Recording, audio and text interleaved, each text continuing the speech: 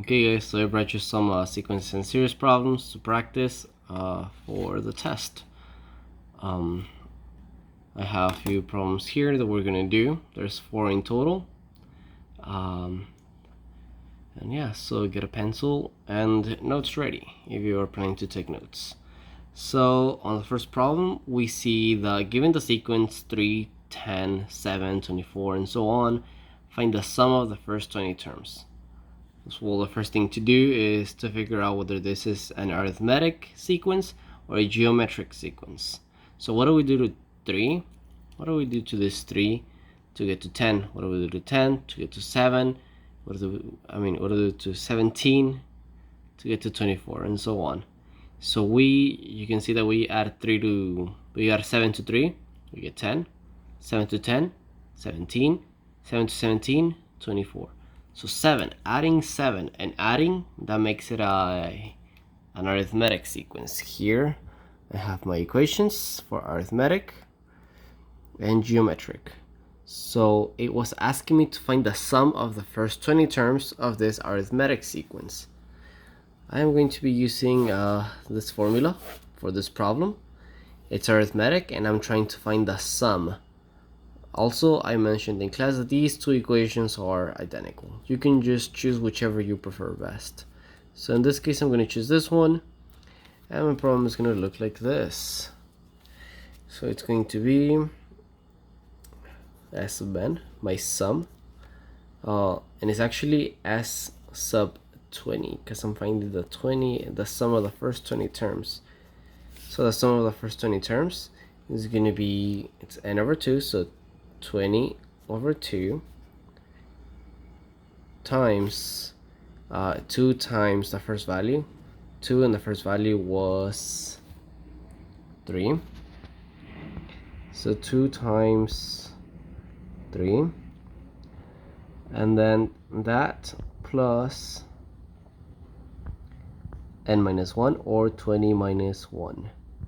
And then that multiplied by d. Remember, d is the common ratio, or the common difference. So the common difference is positive 7, because we're adding 7 every single time. And that's it. So let's solve for this.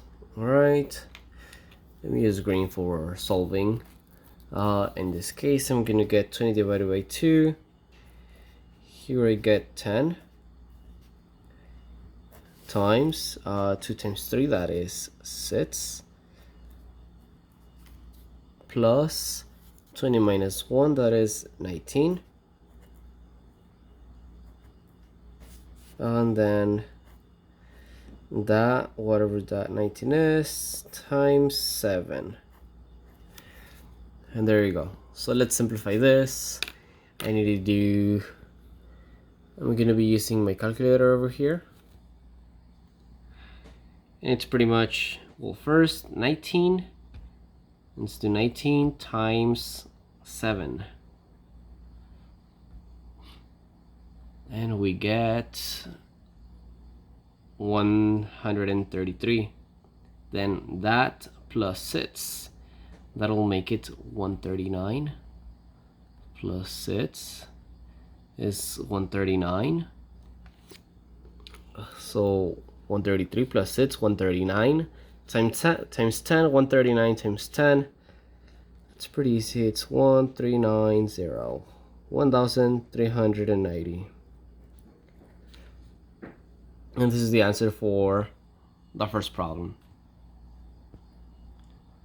The second problem now, it's to find the sum of the first 20 terms of an arithmetic sequence with, we have the common difference, and it is 120. So find the first term.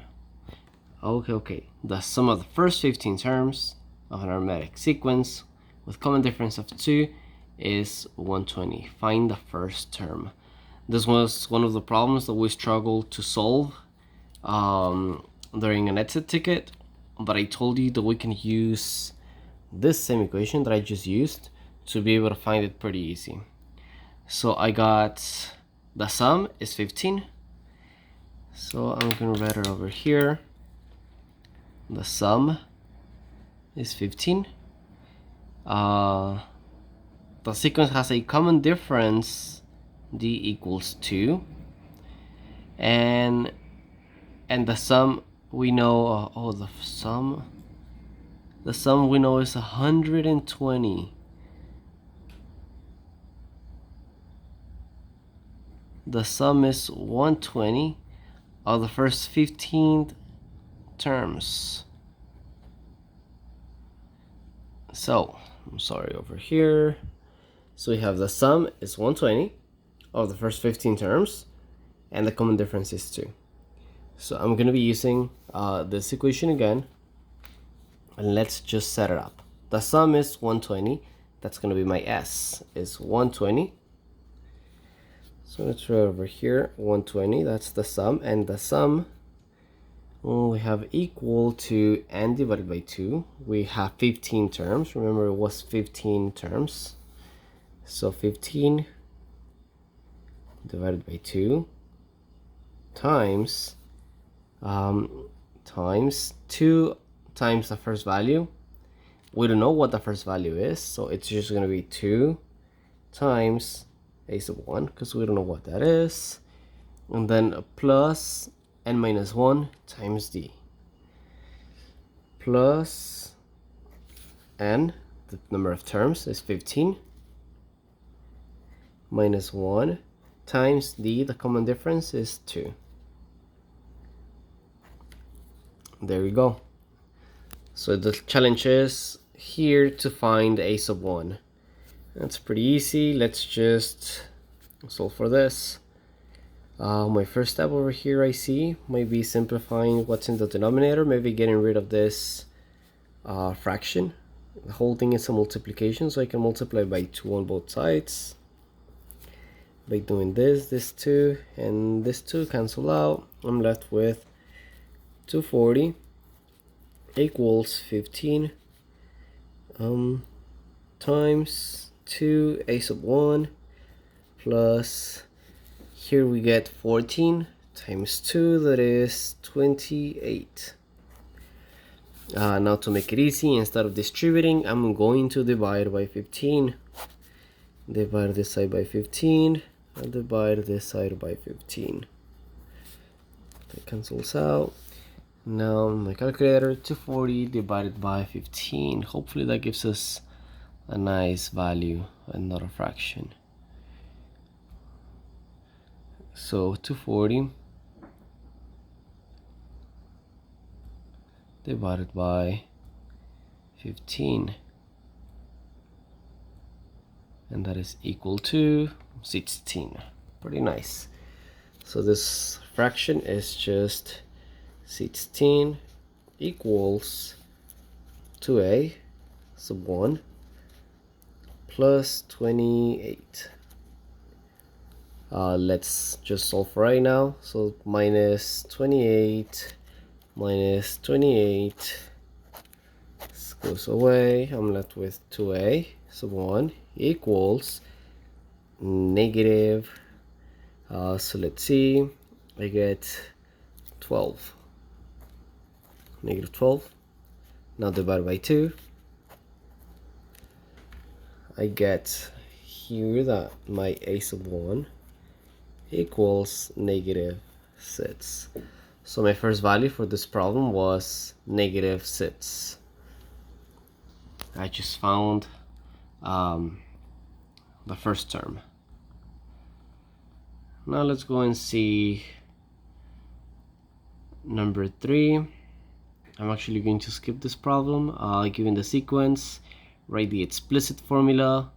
Well, I can do this one pretty fast. The explicit formula of the sequence, well, remember, first identify what type of sequence you're working with. What do you do to 28 to go to 14? What do you do to 14 to go to 7? Notice you're cutting in half. Therefore, you're multiplying by 1/2. That means your common ratio is 1/2. It's asking for the explicit formula of a geometric series. So here's my explicit formula set up. My answer is going to be a sub n equals is the first term, which in the problem is 28, times the common ratio raised to the n minus 1. The common ratio we said was 1/2. 1/2 is the number that we multiply again and again. 1/2 raised to the n minus 1. That's it. This is the answer for number 3. Now, number 4 might be a little bit more complicated. This is one of the most interesting ones. And there's different variations of these type of problems. It's saying that a bungee jumper is jumping off of a near river which has a height of 240 feet. The cord stretches 850 feet, and the jumper rebounds 80% of the distance fallen. How far will the jumper travel up on the sixth rebound? Now notice it's asking for a rebound. A lot of students might get something confused as thinking that 850 is going to be the first term. The thing is that 850 represents how much the cord stretches, but the problem is asking for how far the jumper will rebound. This is kind of like a tricky question, because it's not like the interest problems that we have been doing, where we have an principal amount, a common ratio, and then that ratio is a specific percentage. This is a little bit different. So you got to think about, well, how much is the person going to rebound the first time? The first time the person is going to rebound an 80% of the way. So the cord will stretch 850 feet, and the person will rebound 80% of this 850. So we need to find 50% of 850. Oh wait, that's not 50%. Oh wait, no, it was 50%. So 50% of 850, I mean 80% of 850.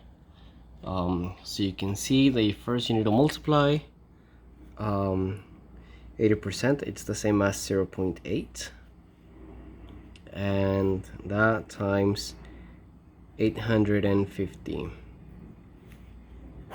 and this should give us how much the person will rebound the first time. So let's do that in the calculator.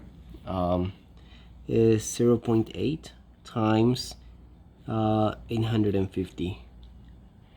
So the person will rebound on the first time. The person will rebound 680. 680. For me, it's a good idea to always write like the first few terms, just so that I see where this is going to. So 850, that's the first time it rebounded. The person rebounded that much. The person will fall down again, and then the person will rebound 80% of this amount. That makes it 680 times another 80%.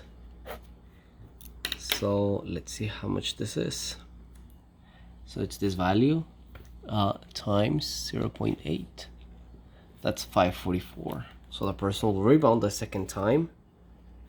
544. At this point, you can see the pretty much the number that I'm multiplying again and again is 0.8. 0.8. That's my R.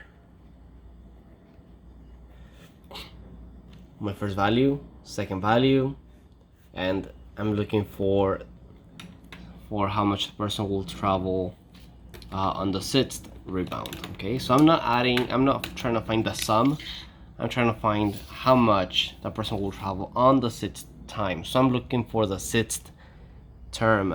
For that, I need this equation. So it's going to be the first term times the common ratio.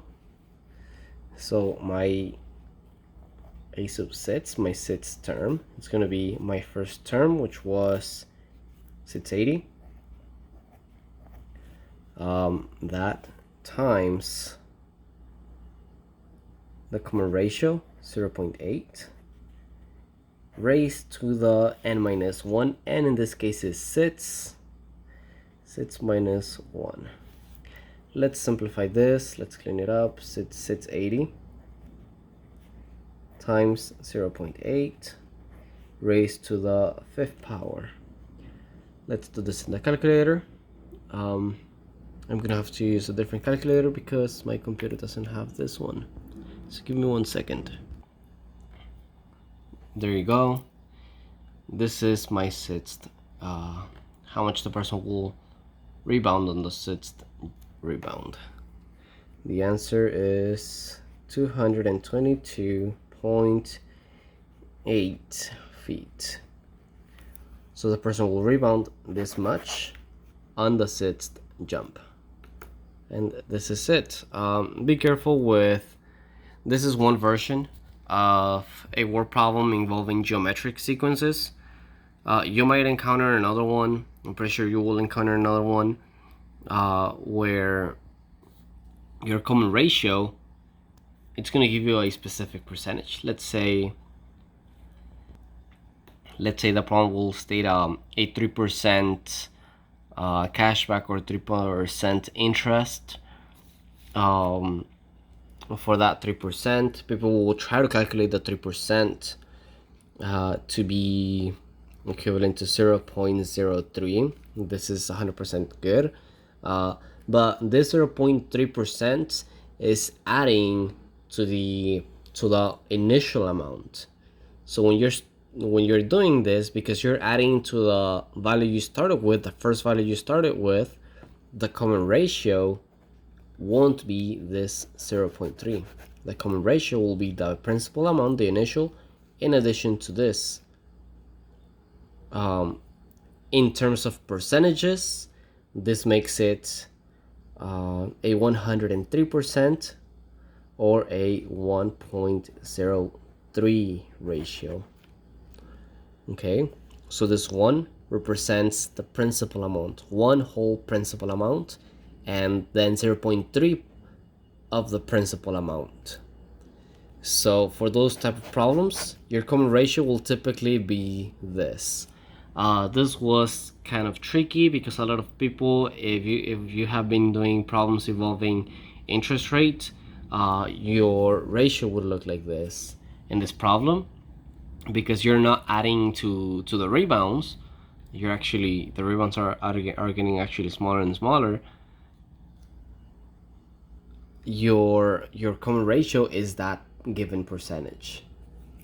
So that is the difference, and that's kind of like an in-depth explanation. But yeah, just be sure to practice this problem and maybe problem involving interest rates, like this one over here. In this problem, this actual 3% will represent, the common ratio for this problem would be 1.03. So be careful, that problem, it would have been a different one.